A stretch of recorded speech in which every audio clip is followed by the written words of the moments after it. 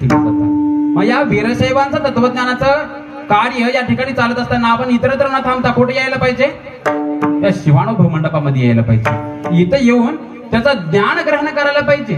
मग हे ज्ञान कसं आहे, कोणत्या माध्यमातून आहे? तर वीरशैवांचं तत्वज्ञान कुठलं आहे? तर अष्टावरण, षटस्थल आणि पंचाचार्य. किती झाले? मनुष्याचा देह किती तत्वापासून बनलेला आहे?